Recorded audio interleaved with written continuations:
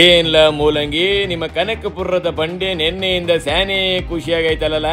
ಈ ಖುಷಿಗೆ ಏನ್ಲ ಕಾರಣ? ನಮ್ಮ ಬಂಡೆ ಲಕ ಲಕ ಲಕ ಅಂತಿರೋದು ಯಾಕೆ ಅಂತ ಜಗತ್ತಿಗೆ ಗೊತ್ತಿದೆ, ನಿಂಗ್ ಗೊತ್ತಿಲ್ವೇನ? ನಾವು ತಿಲ್ದೆ ಇರೋದಕ್ಕೆ ಕಳ್ಳ ಕೇಳ್ತಿರೋದು, ಹೇಳಲ್ಲ ಸುಮ್ಕೆ.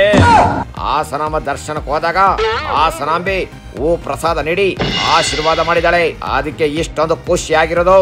ಹಾಸನಾಂಬೆ ಆಶೀರ್ವಾದ ಮಾಡಿದ್ಕೆ ಖುಷಿ ಆಗೋದು ಸರಿ, ಆದ್ರೆ ಸಿಕ್ಕಾಪಟ್ಟೆ ಖುಷಿಯಾಗಿರೋಕೆ ಏನ್ಲ ಕಾರಣ? ನಮ್ಮ ಬಂಡೆ ತಾಯಿ ಮುಂದೆ ನಿಂತು, ಅಮ್ಮ ತಾಯಿ ಸಿಎಂ ಆಗೋಕೆ ಸಿಕ್ಕಾಪಟ್ಟೆ ಕಷ್ಟ ಪಡ್ತಾ ಇದೀನಿ, ಹೋರಾಟ ಮಾಡ್ತಾ ಇದೀನಿ, ಆದ್ರೆ ಸೀಟು ಸಿಕ್ತು ಅನ್ನುವಾಗ್ಲೇ ಕೈ ತಪ್ಪು ಹೊಂಟಿದೆ, ಹೆಂಗಾದ್ರೂ ಮಾಡಿ ನನ್ನೇ ಸಿಎಂ ಮಾಡಮ್ಮ ಅಂತ ಬೇಡ್ಕೊಂತಿದ್ರೇನೋ.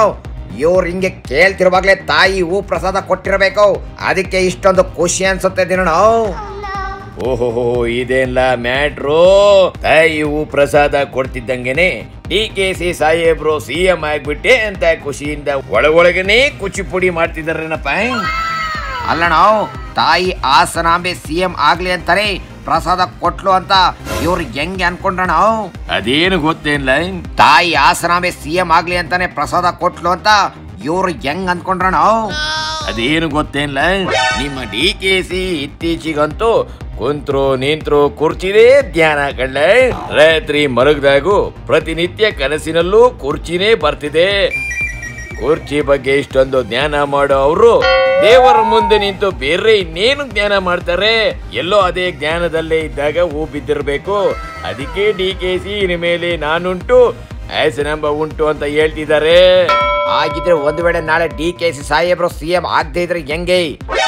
ಇಲ್ಲಿ ಏನು ಗೊತ್ತಿಲ್ಲ, ಈ ನೀರೊಳಗಿರುತ್ತಲ್ಲ ಮೀನು, ಅದ್ರ ಹೆಜ್ಜೆನ ಪತ್ತೆ ಹಚ್ಚಬಹುದು, ಆದ್ರೆ ನಮ್ಮ ಸಿದ್ದರಾಮಣ್ಣನ ಮುಂದಿನ ಹೆಜ್ಜೆ ಏನು ಅಂತ ಕಂಡಿಡಿಯೋದು ಭಾರಿ ಕಷ್ಟ ಕಣಪ್ಪ.